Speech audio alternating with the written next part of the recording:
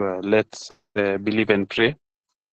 Thank you, Lord, this day. Thank you for our speaker today, Edwin. And as he is here to minister to our hearts, Father, Lord, may you open our hearts that we may listen to your word, Father, Lord. And that any form of doubt, Lord, Father, this day may be done away with, Father, Lord. Lead him and through him. I think the question usually posed, is science antithetical to theology? Something related, or are they completely different things? Why do you find that today science teaches things that are contrary to revelation or to inspiration? And that is a question which I think if we can approach even from an academic point of view and reasoning from cause to effect while taking all the facts as they are without hindering evidence, can we be able to conclude and come to the safe or whichever conclusion it is, can we be able to conclude that whether the Bible is true or whether evolution is true? First of all, the hand of truth cannot be arrived at simply by logic. Logic is not the only tool through which conclusion of truth can be safely and fully arrived at. The hand of truth, there are many fingers that eventually take a grasp on eternal realities. There is, okay, we have to consider what has happened in the historical past, that is unadulterated history, leave alone the type of history that is warped and given to people, so that it can shape the opinions of things. The order of that nuclear fission or fusion that causes all that Big Bang. Everything must have an origin. If it has a destiny, it must have an origin. If it does not have a destiny, okay, I don't know what that is, but I know everything has a destiny. The eternal destruction or eternal salvation. So, with that understanding, therefore, how do we conclude? How do we start? What is a safe metric? Safe metric to use when you are trying to understand inspiration and revelation from your point of view, from where you are. I've told you, number one, unadulterated history. Therefore, which is the best historical book? We'll have to go to the other finger so that it can support this first finger, which is now the other finger in the hand of truth. I've said number one is history. Number two, we'll have to look at science. Yes, the science and history in hand. Is there a connection in science that links history to itself? If there's not, therefore, that is a piece of science that you can discard safely. People are taught things like science of today, so-called science, in fact, which is actually just intellectualized spiritualism, where we are taught that evolution is actually just intellectualized spiritualism. I should be honest, because people are taught that they are growing into better beings.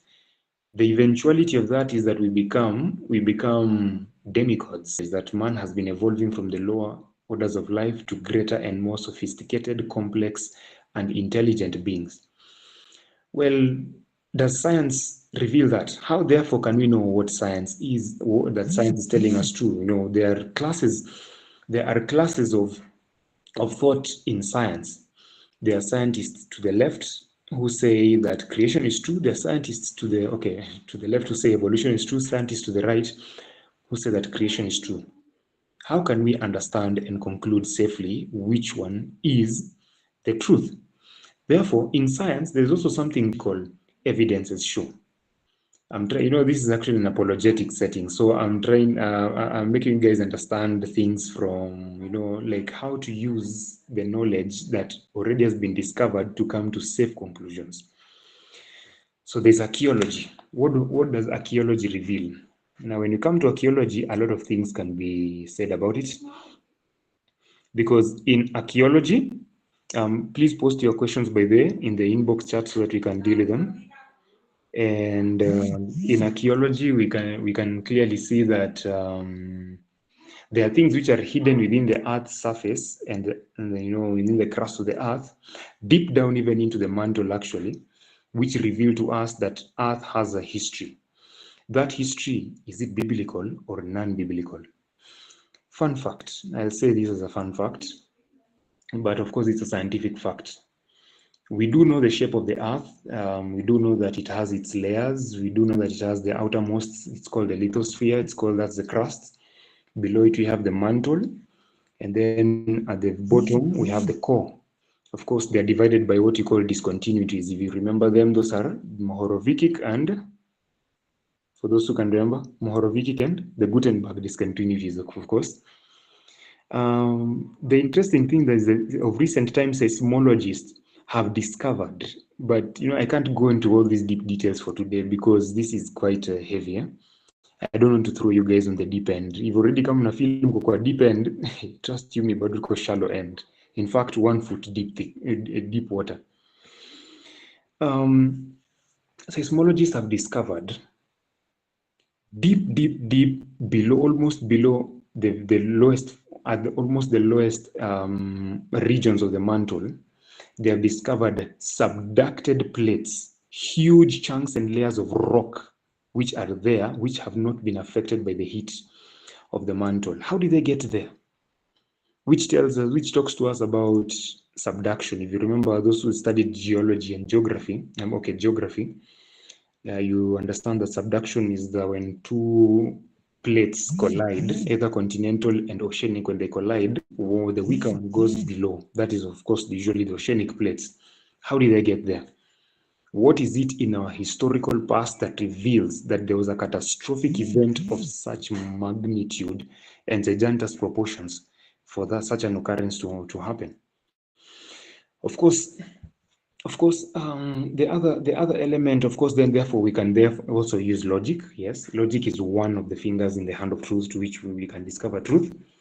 Just reasoning from cause to effect. And in fact, a lot of problems can be solved in the world, academic, relationship-wise, theological. A lot of problems can be solved just by taking rational things, just taking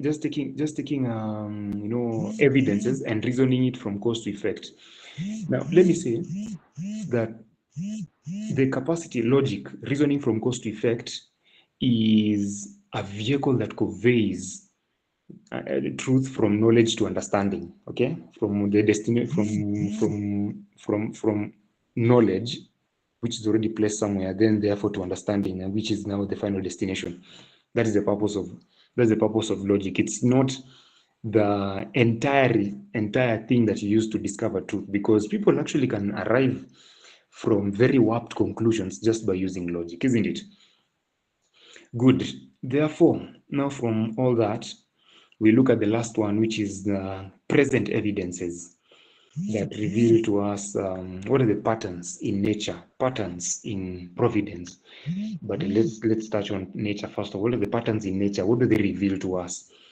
Do they reveal to us a disconnect from the past? Do they reveal to us a connection to the past? And that connection, therefore, what will it point us to? When you use all this, we can come to a safe conclusion of what truth is. And therefore, with that understanding, we can safely say that science is, now, if I should give you some few evidences, therefore, before I come into to my conclusion, this is the conclusion I come with, is that yes, science is actually a sibling of theology. Theology is the study of God. There's a saying that goes that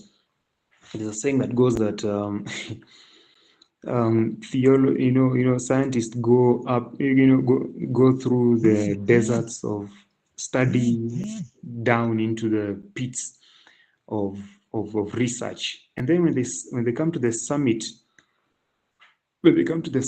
of discovery, who do they find sitting there? They find a band of theologians and a band of Bible reading Christians there.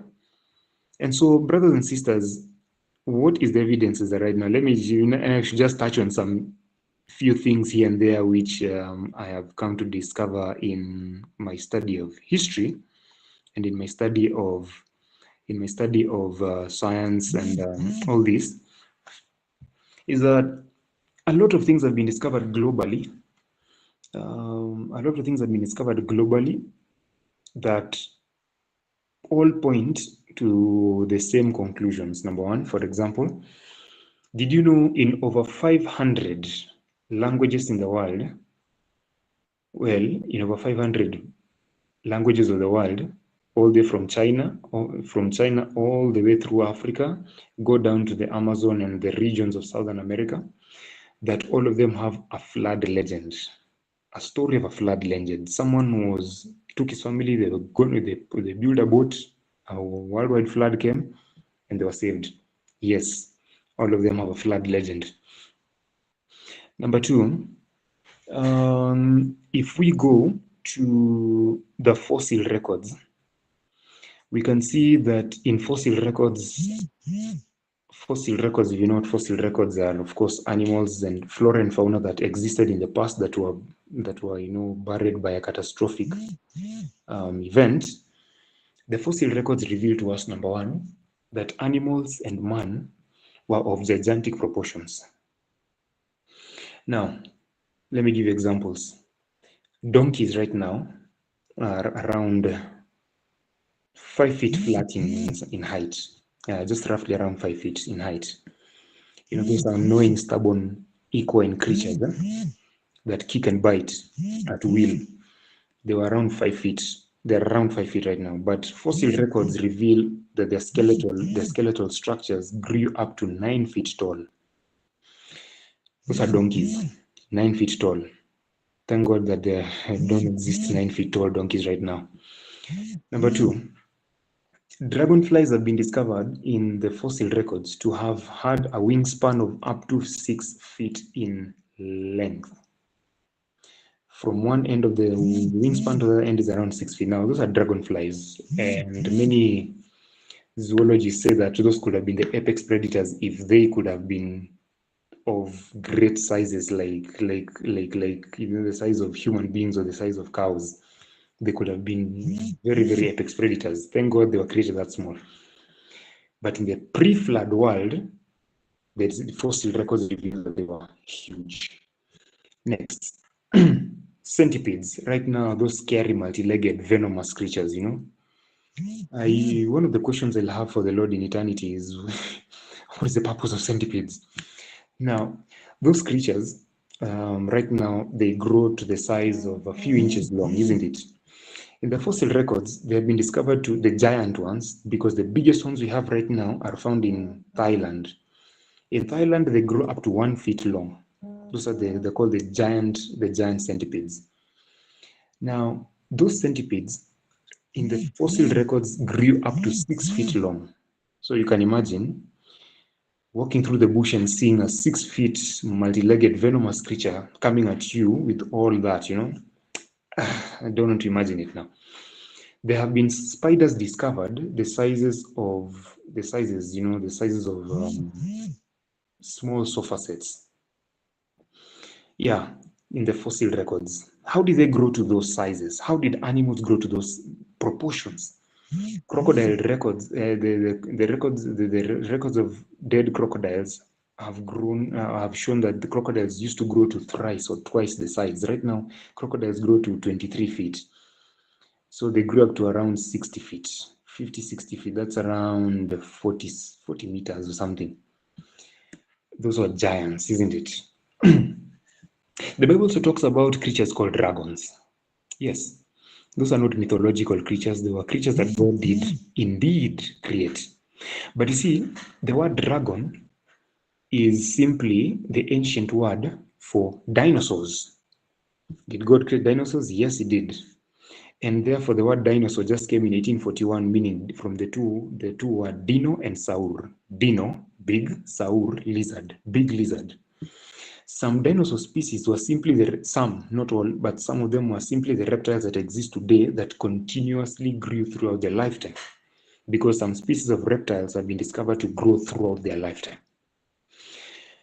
That aside, how is it that man grew up to, estimates show man grew up to 18 feet in height? And right now people think that if you're 6 foot flat, you're tall. Well, you have nothing to boast about when you behold Adam and Enoch in heaven. You have nothing to boast about, because in all honesty, utakuwa ukiwafikia just slightly above the knees. Thank God that in eternity, the people of God will grow back to that height, isn't it? So your vertical humility, our vertical humility shall be done away with, isn't it? So we just have to learn how to be down to earth, isn't it? Anyway. Now, brothers and sisters, how is it that man rose up to 18 feet in height? That's a question I ask myself. Did God do something arbitrary, or did he put something in the environment that did that? Yes, the answer is yes. In the pre-flood world, and when God was creating the earth, I'll say this in general and in a nutshell. In the pre-flood world, God created the earth without a desert. He created it rich in flora and fauna, in which there might so many species. I am, in fact, hazard to think that we are remaining with a remnant of the species of animals, especially, and plants that died during the flood, that got extinct during the flood and after the flood. So many creatures died so many creatures died after the flood, especially, yes, because all that God created was preserved. But now, after the flood, man, in his wickedness, went to kill many of them and to eat some of them. They were killed for sport, they were killed for fun, and this is how many dinosaurs actually went extinct. Many, I said many. And so, in the pre-flood world, how was the world like? Archaeologists discovered that when the flood came, we'll have another day to talk about the flood and its effect and how it changed the entire surface of the earth.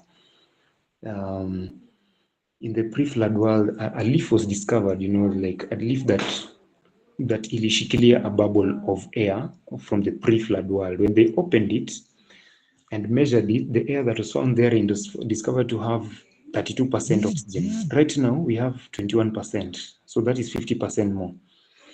So there was slightly more oxygen in the world before the flood, but God had made sure that the CO2 oxygen balance would happen by creating a very rich, lush vegetation upon the earth that would balance it out. Now, there was nothing like extreme temperatures in the earth before the flood. So there was no North Pole and South Pole that were frozen. The Bible talks to us about God creating and putting the landmass in one place and the waters into another place. So you see, the idea of Pangea has been borrowed by evolutionists, but in reality, it was what God did, isn't it? Under such conditions, where there was, again, God says, let there be a water above the firmament to divide the waters from the waters. Psalms 148, verse, I think 2 and 3, no, 2, 3, or 4 there, those verses talk to us about the waters that go beyond, there are waters that exist beyond, outside, even into the interstellar space. Yeah, that's what Psalms tell us. That there are waters that exist beyond, let the water divide the waters from the waters.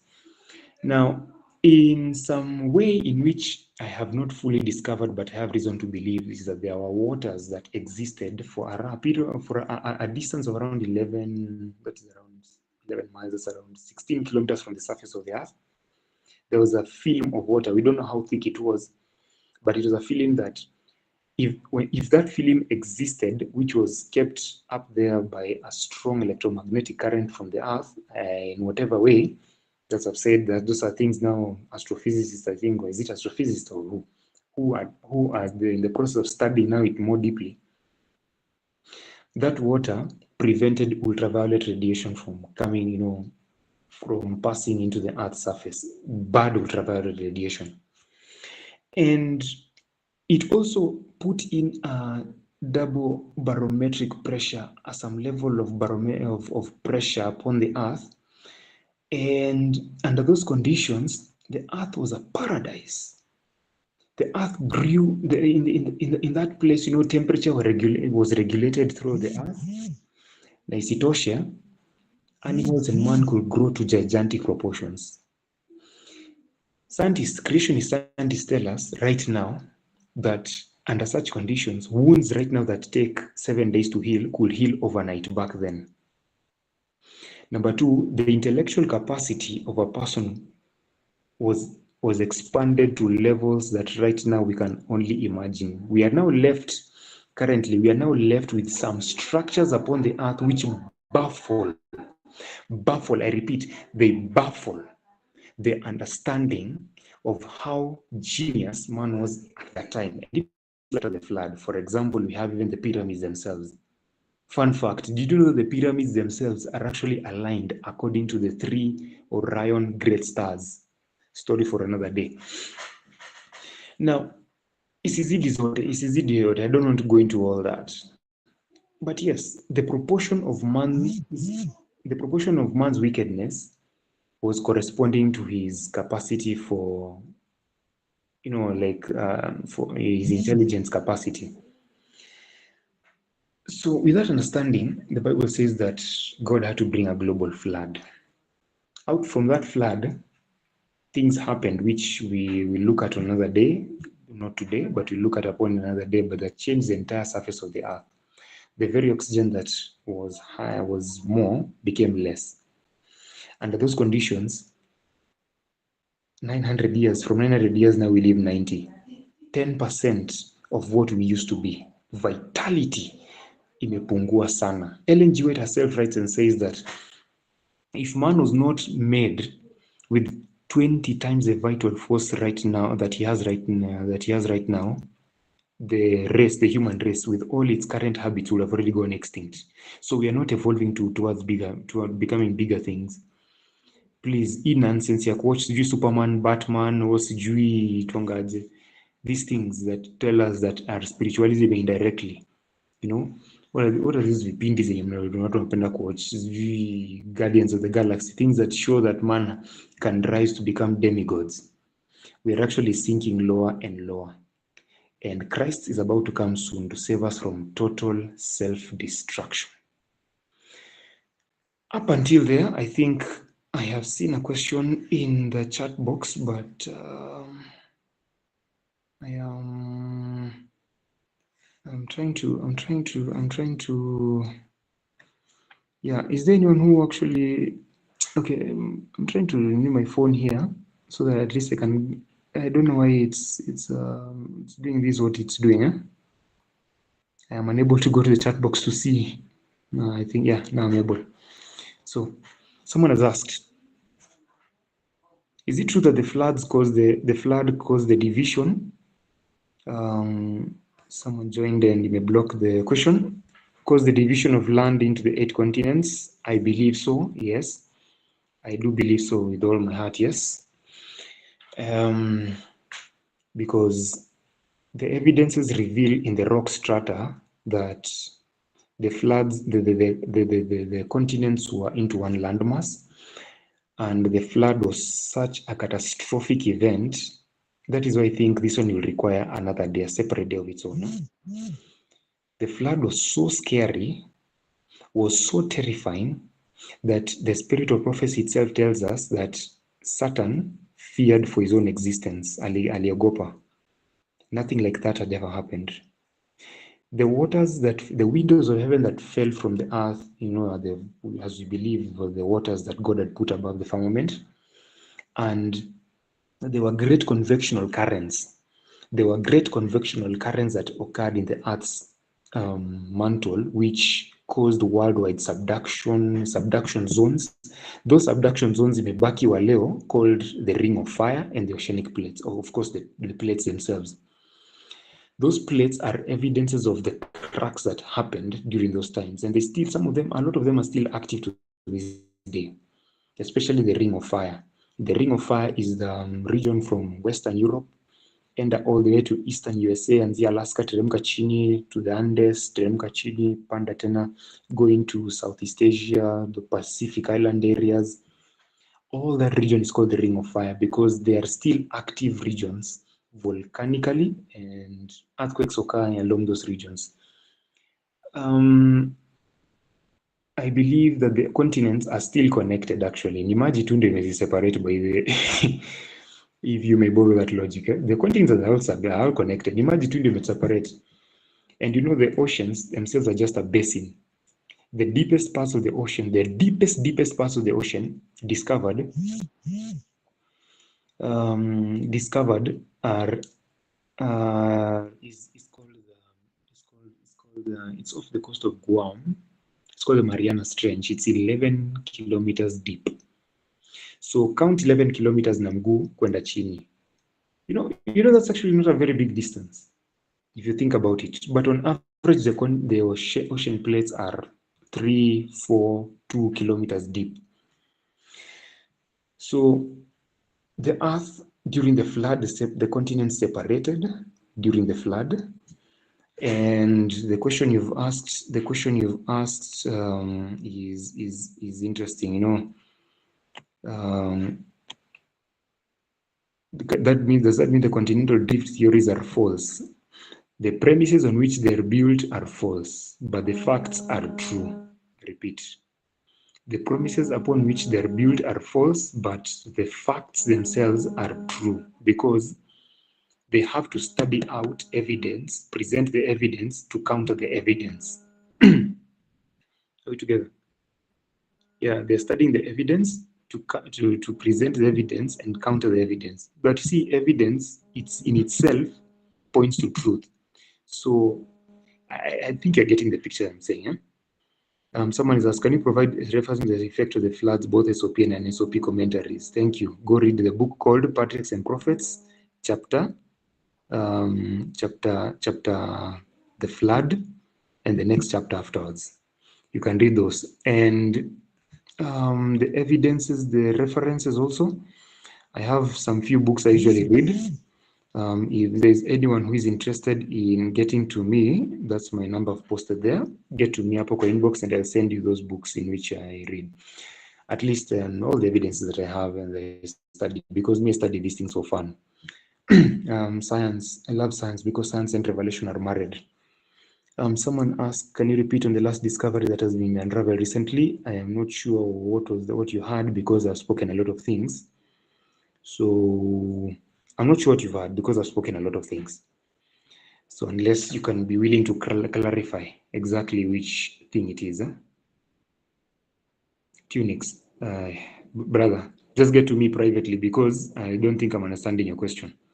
Others beyond that, I pray that you may study these things to show yourself approved, because many of you, in the defense of truth, may have to be called to stand in legislative councils, yes, but some you have to stand before scholars.